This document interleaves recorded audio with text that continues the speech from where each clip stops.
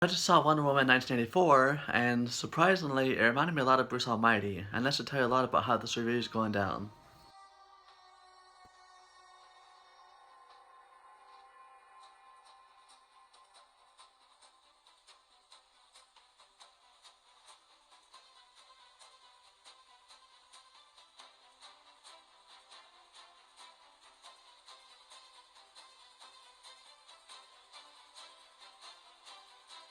Wonder Woman 1984 was one of my most anticipated movies of the year.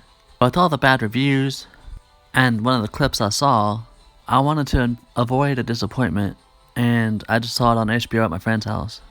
So I didn't have to pay for it, and I'm so glad I didn't. So for starters, the tone is so drastically changed, and different from the first.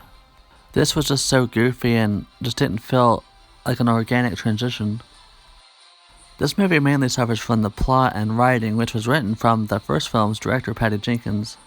With all due respect, it's not horrible writing, for a first approach, but it's not at all on par with the first. I was a big fan of the director from Monster and the first Wonder Woman, but this sequel I wasn't a fan of at all, in any of the decisions made. CGI was much better developed than the first, and the fight scenes showing her struggle within the battle and in herself, and her own beliefs, we don't get to see much of that here.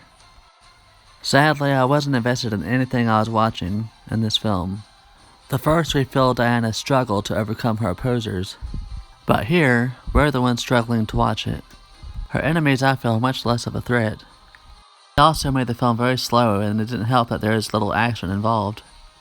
The chemistry between Gal Gadot and Chris Pine are still good, and that's the movie's main focus. The end of Chris Pine's character was much stronger in the first film, and this is kinda diminishing to that ending.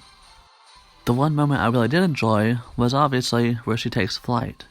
It was pretty emotional and visually stunning, but one moment isn't worth sitting through an entire 2-hour film.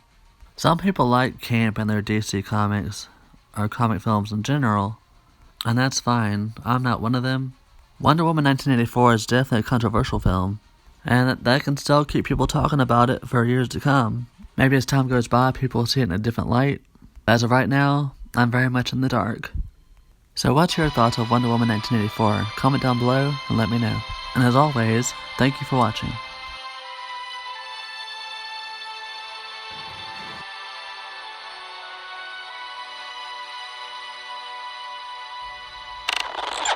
Thank you for watching, and please subscribe.